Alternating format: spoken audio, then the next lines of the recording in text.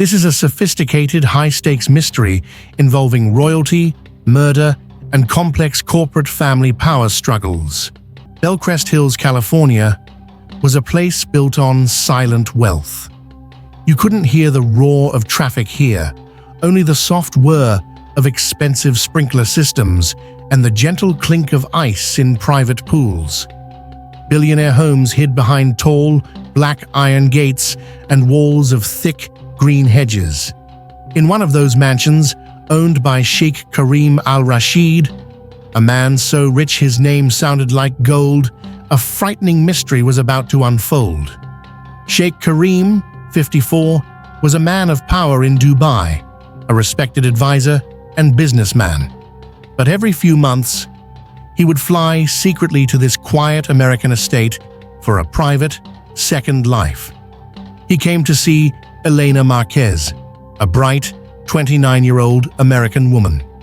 To the world, the Sheikh had one family in Dubai. But in California, he had Eleanor, whom he loved very much. They were secretly engaged, planning a new life together, and that secret life was about to shatter. On a cold Tuesday morning, just as the sun was beginning to touch the distant mountains, the silence of Belcrest was ripped apart. At exactly 6:12 a.m., a frantic voice called 911. The dispatcher could barely understand the words over the sound of panicked sobs. "There's blood. There's blood everywhere.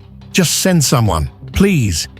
The call came from Margaret Doyle, the Sheikh's housekeeper, who had arrived early to prepare his usual cup of spiced coffee. When she found the mansion's massive front door slightly open, she knew something was horribly wrong. Inside, the grand living room looked like a battlefield. Expensive glass tables were overturned, fabric from a huge velvet couch was torn, and a priceless vase lay in shattered pieces on the floor. And on the marble floor, Margaret saw two figures. One was Sheikh Karim, the other was Elena. Margaret dropped to her knees, her scream echoing in the cavernous room. The lead investigator, Officer Sarah Kincaid, arrived within minutes. Sarah was sharp, known for seeing the small details everyone else missed. She had worked many difficult cases, but something about this crime scene felt wrong. The scene wasn't just messy, it felt arranged. Sheikh Karim's body was positioned strangely. He wasn't sprawled out from a struggle. He was lying neatly, almost as if someone had placed him there carefully after the chaos. Eleanor was found nearby, and her small smartphone was smashed into a dozen pieces. But the oddest, most chilling detail was a single, wet fingerprint on the smooth, cold iron railing of the staircase. It looked fresh, as if someone had just gripped the railing moments before leaving. Officer Sarah knew then, whoever did this wasn't far away. Officer Sarah looked around the massive, quiet mansion. She knew a place like this didn't rely on simple locks.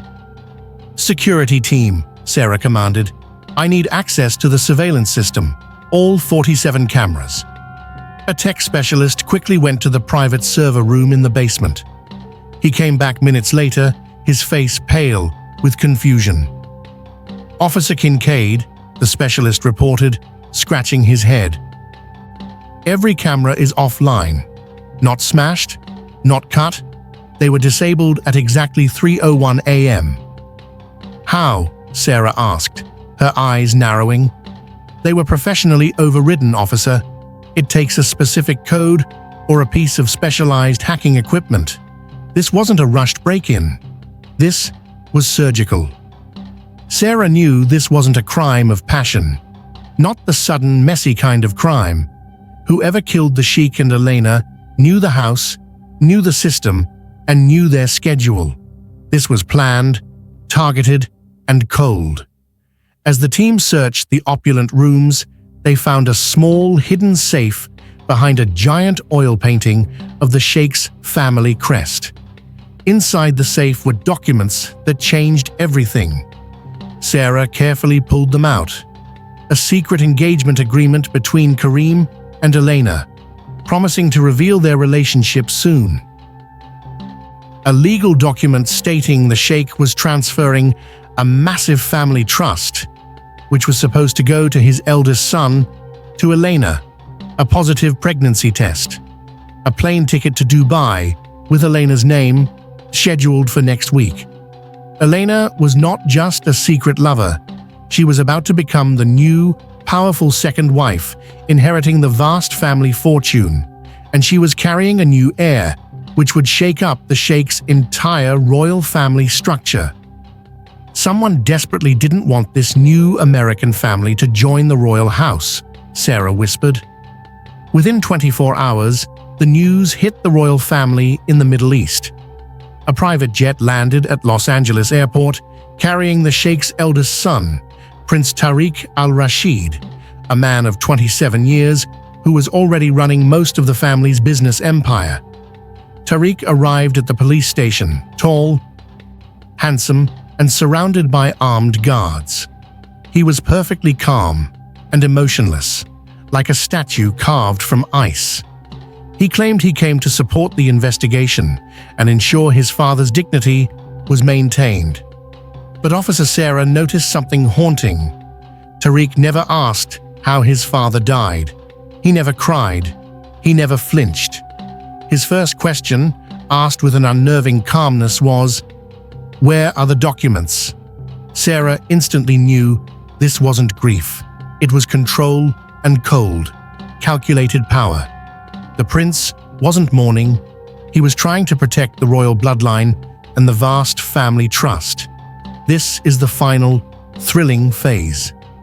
I will now write the remaining 9 chapters, chapters 3 through 11, consecutively to complete the detailed, emotional, and high-stakes 5,000-plus word mystery narrative, focusing on Officer Sarah's brilliant detective work and the betrayal within the royal family.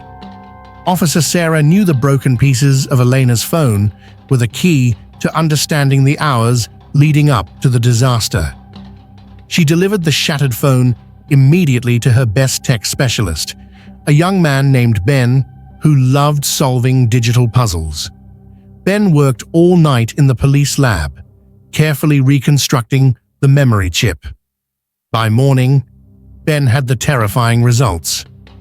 "Officer Kincaid," Ben said, his voice serious, "I pulled the logs. The last few weeks of messages are here, and the call history. And I also checked the camera override logs." Sarah leaned forward, ready. "Tell me about the cameras." "The security system wasn't damaged," Ben explained, pointing at a screen filled with complicated code. "It was disabled. All 47 cameras switched off at the server level instantly at 3:01 a.m. That takes someone who knows the system code, or someone with a very specific expensive hacking tool. This code," Ben tapped the screen, "it looks like something military or high-level private security. It was done remotely." This confirmed Sarah's suspicions. The crime was surgical, planned by a professional who knew how to silence the silent observers. Then Ben showed her the reconstructed text messages from Eleanor's phone. Eleanor had been communicating frequently with a contact simply saved as DA. The messages were chilling, mixing affection with increasing tension. "Eleanor, I saw the diamond necklace today. Thank you. DA, you deserve it. But you shouldn't be taking gifts from him anymore." The texts were odd, almost like two people playing a dangerous game. But 3 days before the crime, the conversation took a terrifying turn. "DA," texting Elena, "he's flying to the US again. You need to stop seeing him. This is dangerous." "Elena, I can't stop now. I'm pregnant. I have to tell him." "DA, you're making a mistake. This will destroy everything. The royal trust, his reputation, everything." "Elena, stay out of this, DA. This is between me and Kareem. DA, he dies, you die. I mean it." Officer Sarah froze. The chilling phrase, "he dies, you die," was the key. Was this DA a jealous lover? Sarah asked. The tone is strange, Ben mused. It's not jealous, it sounds more like an enforcer, someone giving a final terrible warning. Sarah looked at the texts again. DA sounded like a voice of control, desperate to stop Elena from revealing the secret pregnancy. The person wanted the situation contained, and Elena was the biggest risk. Sarah knew she had the motive, the method, remote override, and the initial. Now, she had to find out who DA was and why he was so worried about the royal trust and Elena's baby. Officer Sarah couldn't shake the phrase, "He dies, you die." She spent hours reviewing the text conversation with DA, searching for tiny clues about his identity and his connection to the Sheikh's family. Ben, the tech specialist, discovered one vital piece of information in Elena's cloud data: DA's full name. "It's Daniel Avery," Ben reported. "He's a private contractor, mostly high-level security, anti-espionage, military background. He's worked almost exclusively for the Al-Rashid family for the past 3 years. Daniel Avery, the hired hand, the fixer, and he was in constant contact with Elena, warning her about the danger of her pregnancy to the family's power." Sarah now had a terrifying theory. Daniel Avery wasn't a rival lover.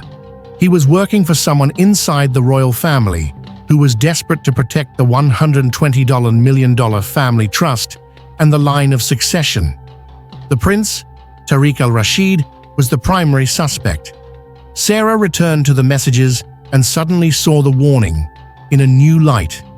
DA to Elena. "He dies, you die." It wasn't a threat that DA would kill her. It was a warning that the plan would kill her. If the Sheikh was removed, Eleanor, the threat to the succession, would have to be removed too. The prince was coming to America to stop the truth from getting out, and Daniel Avery was his cleaner. Sarah needed proof that Avery had been in the house. She pulled out the photo of the single, wet fingerprint on the staircase railing from the crime scene. It was fresh and clear. "Ben," Sarah commanded, "I need that fingerprint run through every database we have, including military and private security contractors. I want a match for Daniel Avery, and I want it fast." The investigation was now a race against time. Prince Tariq was still walking free in Belcrest, giving interviews to the media, playing the grieving son. Sarah knew Tariq wouldn't wait long before trying to destroy the evidence: the documents, the house, and any remaining witnesses. The final piece of the puzzle, the physical proof that the prince's hired hand had been inside the mansion, was sitting right on the staircase railing, waiting to be identified. The mansion, now sealed by police tape, was eerily quiet again. Officer Sarah returned, not to search, but to confirm her theory about the surgical murder. She looked at the staircase railing where the single, wet fingerprint had been found. It was a detail the professional killer, Daniel Avery, must have missed in his rush to clean the scene. Sarah's partner, Detective Miller, looked confused. "Why the railing, Sarah? Why not the door or the furniture they fought on?" "Because it was dark, and he was leaving quickly," Sarah explained. "He disabled the cameras at 3:01 a.m. He moved through the house in the dark, likely carrying something or someone. He needed a quick guide to the exit, and the railing provided that in the shadows." Sarah felt a terrible chill. The positioning of the Sheikh's body, almost as if someone placed him, was part of the cover-up. The chaos, the broken glass, the torn fabric, was staged to look like a messy struggle between the Sheikh and Elena, ending in a mutual tragedy. But the clean fingerprint on the railing and the professionally overridden cameras told the real story. A third party was there, and they had executed a plan. Sarah called Ben, the tech detective. "Any luck with the prints, Ben? Specifically the international records?" "It's a huge database," Ben replied, "but I'm cross-referencing military service with contractors who worked for the al-Rashid family in the last 5 years. It's narrowed the field to about 40 people." While they waited for the critical fingerprint match, Sarah decided to check the prince's story again. Tariq had maintained he arrived in California in the morning, hours after the bodies were found. Sarah pulled up the flight manifest for the prince's private jet. The official time of arrival was 8:01 a.m. But Tariq's plane tickets, hidden in a special folder, showed an earlier flight path. She cross-referenced the flight ID with global air traffic controllers. The lie: Prince Tariq's jet had arrived at a private airstrip in the area at 12:05 a.m., 5 hours before the crime was discovered, 3 hours before the cameras were disabled. "He lied about his arrival time," Sarah whispered. "Tariq was on the ground hours before the murder. He was here to make sure the job was done. And he hadn't been alone." Officer Sarah rushed to the private airstrip to review the surveillance footage from the cargo and passenger pickup area at 12:05 a.m. The footage was grainy, but clear enough. Prince Tariq al-Rashid stepped off his jet, looking calm and impeccable. He immediately spoke to a private chauffeur. And then Sarah saw the second figure. Walking a few steps behind Tariq was a tall, powerfully built man in a hooded, nondescript jacket. He kept his face deliberately hidden from the cameras, turning his back whenever a light flashed. But Sarah's eyes were sharp. She zoomed in on the man's hands and his walk. The man had a distinct, almost rolling gait, the walk of someone who spent years carrying heavy equipment or training in military drills. This was the same body shape that Sarah had seen in the blurry security shots of Tariq's personal security team. "That's him," Sarah whispered to her partner. "That's DA." Ben called Sarah minutes later, his voice buzzing with excitement. "I have the match, Officer Kincaid. The fingerprint on the railing. It's a perfect hit. It belongs to Daniel Avery. He was a highly decorated former military technician, specializing in surveillance and sabotage." The case snapped together like a complicated lock opening. Motive: Prince Tariq wanted the family trust and the succession. Elena's pregnancy was a complication. Hired hand: Daniel Avery, DA, was the fixer, hired to clean up the problem. The evidence: Avery's wet fingerprint proved he was in the house right before dawn, silencing the cameras. The betrayal: Tariq flew to America hours early, not to grieve, but to meet Avery and ensure the problem was solved before the sun rose. Sarah realized the horror of the crime. Tariq had paid Avery to make the Sheikh and Elena vanish, and Avery had succeeded, staging the scene to look like a chaotic fight. Sarah made the order. "We need to find Daniel Avery now. He's the hired gun. But the man giving the orders, the man driven by power, is still playing the grieving son. I want Prince Tariq brought back to the station. We're going to use the truth to break his icy control." Prince Tariq al-Rashid returned to the police station, still dressed impeccably, his demeanor unchanged. He treated the police like servants, calmly demanding better coffee and access to a lawyer. Officer Sarah didn't give him a chance to get comfortable. She walked into the interrogation room alone, placing a binder full of evidence right in front of him. "Prince Tariq," Sarah said, her voice quiet but firm, "let's stop talking about grief and start talking about control." Tariq didn't look at the binder. "I told you, officer. I am here to cooperate. My father's assets must be secured." "We know exactly what you were trying to secure," Sarah countered. She slowly slid the crucial pieces of evidence across the table. one by one. The flight log. You told us you arrived this morning. Our records show you landed at the private airstrip at 12:05 a.m. You were on the ground 3 hours before the crime. Tariq didn't blink. A slight memory lapse due to jet lag. I needed to ensure the estate was ready. The secret documents. Sarah placed the pregnancy test, the engagement agreement, and the family trust transfer documents in front of him. You were about to lose the succession and the $120 million to Elena's unborn child. This was your true concern. Tariq finally reacted, his eyes flashing with brief cold anger. She was a distraction. She was manipulating my father for money and title. She was destroying the Al-Rashid bloodline. The text messages. Sarah put the phone reconstruction of D.A. on the table. You used Daniel Avery, your private contractor, to warn her off. When she refused, you brought him here to silence her. Tariq remained silent. The fingerprint.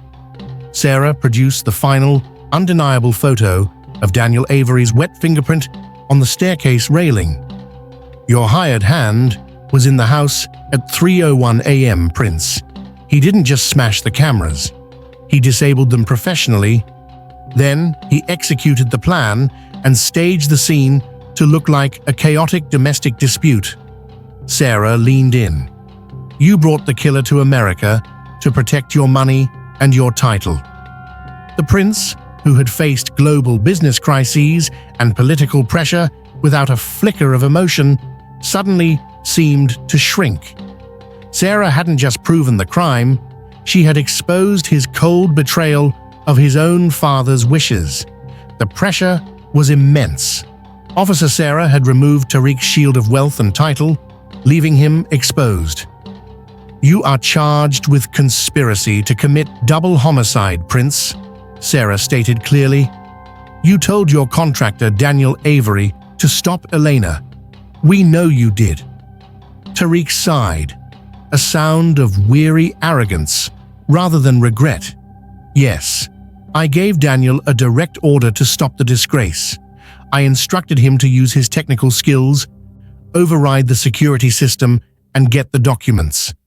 I told him to make Elena leave, to offer her a massive payout to disappear from the country immediately before the press found out. Plot twist 2.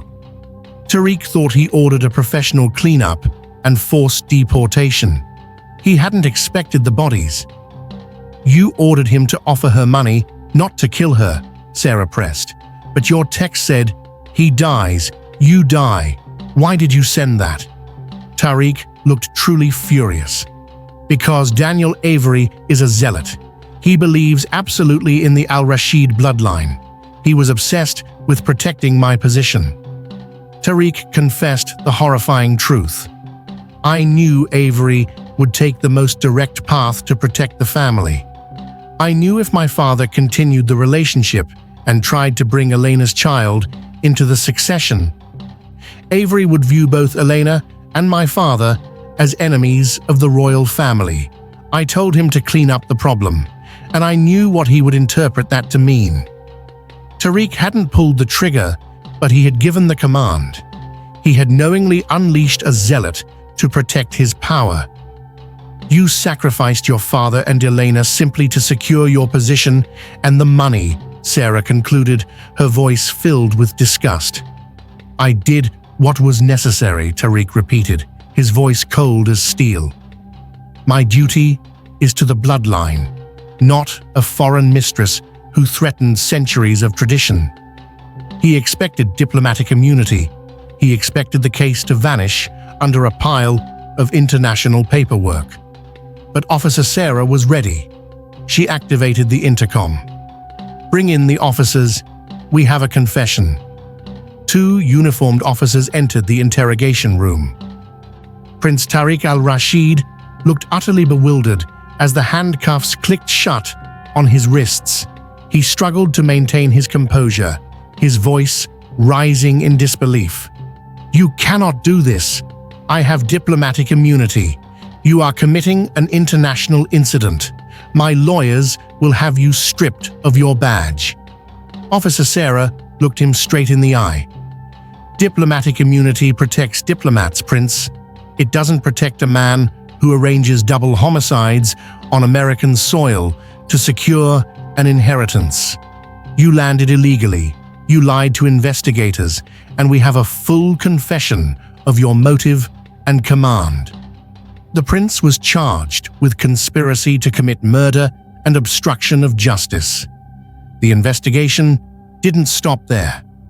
Officer Sarah, using the information from Tariq, launched a massive manhunt for the hired hand, Daniel Avery.